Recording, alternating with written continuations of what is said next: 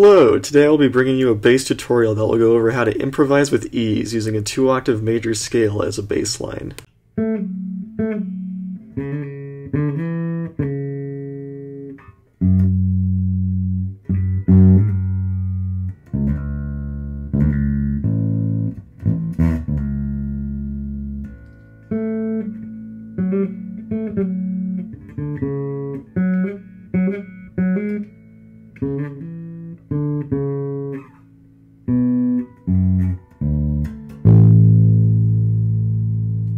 The major scale is the most basic type of scale that all music is based off of.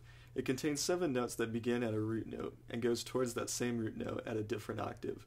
In the 2-octave variation of a major scale, we essentially do the major scale twice over, where we reach the same root note at a higher octave and then pursue the second higher octave using the same notes. It sounds like this.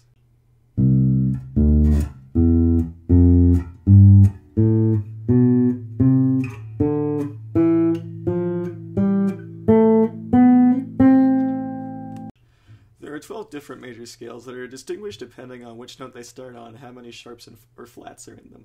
Luckily for bassists, we don't really have to pay all much attention to the finer details because we can focus more on the shapes rather than having to memorize the specific notes in the various scales, although that will become a useful skill as time goes on. 6-string bassists have the luxury of being able to take the 1-octave major scale shape and essentially use it twice, as long as you start on one of your lower 2 strings. It looks like this. What you want to first identify is what note you want to start on. In this case, I will be starting on the low G on my E string. You are going to place your second finger on the note that you are starting on, your root note. Then place your 4th finger on the fret that is 2 frets down from your root note. If you are starting further down on the bass, you may want to use your 3rd finger, but it is really a matter of preference. I personally use my pinky finger, my 4th finger, no matter where I am, just to keep the shape consistent. You are then going to place your 1st finger on the fret that is 1 fret up from your starting note and 1 string above it. So you get your 1st note, your 2nd note, and your 3rd note. The 4th note is 1 string higher from your starting note and is on the same fret as your starting note. The 5th is on the same fret as your 2nd and is going to be 1 string above it. The 6th is on the same fret as the 3rd and is 1 string above of it. The 7th is the only note in the scale that does not share a fret with any of the other notes and is going to be 1 fret below the starting note and 2 strings above it. And then your octave, which is the same note as your root note, is going to be on the same fret as the 2nd and 2 strings above it. And then for the second half of our 2-octave scale, we are going to take the same shape that we just used and essentially move it. So now we take our octave, and we make our octave the root note, and then it looks like this. And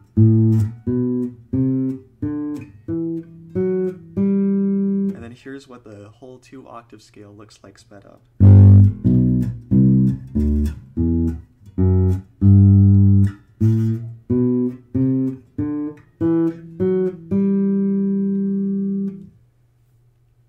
On a normal 4-string bass, it is a bit harder to get the full 2 octaves. We can use our basic major scale shape for the 1st octave as long as we start on one of our lower 2 strings, but after we complete our 1st octave, we usually run out of room before we can complete the 2nd round of the scale. At this point, it is important to know how to play a major scale on just 1 string, as that is often the easiest way to finish the 2-octave scale. Playing a major scale on 1 string looks like this.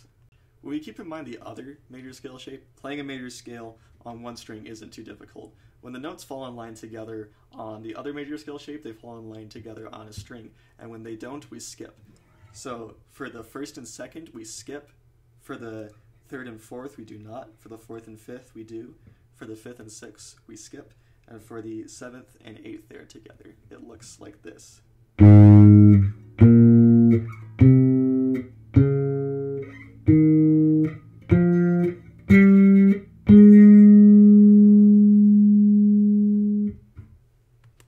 A good strategy for completing the 2-octave major scale on a 4-string bass is to get as far as you can with your basic shape, and then finishing off the scale with the shape we use to play a major scale on 1 string.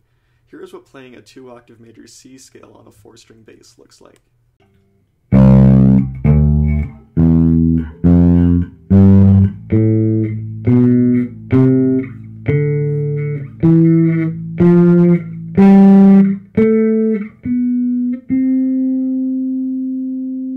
There is another strategy to playing 2-octave major scales on a 4-string bass that some people prefer, but it does require knowledge as to which notes fall on which frets on your bass, and tends to be for more advanced players.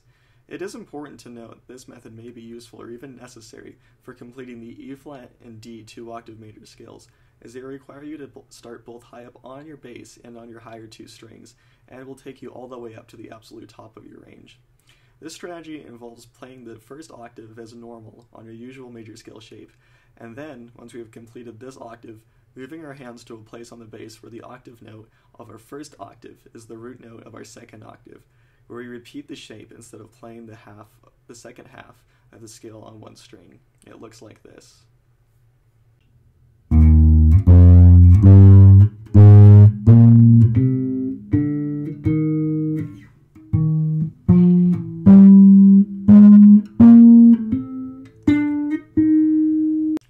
All of this may seem like a lot to remember, but what it really comes down to is learning the 2 shapes, and only one if you are a 6-string bassist, that you can move anywhere on your fretboard. Once you have learned these shapes, you simply start by adding some rhythm to your 2-octave scales, like this.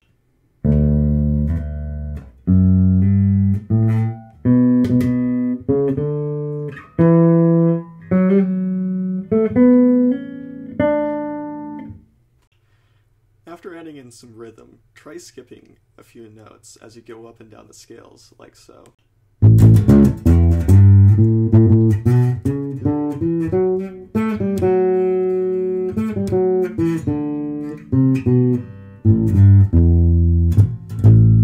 As you become more comfortable with these scales and these shapes, you will find that the key is that as long as you use only these notes, anything you play will sound good. Noodle around with these 2-octave scales and you might accidentally play something that is worth writing down. I hope this tutorial is helpful, and I hope that you keep playing some bass.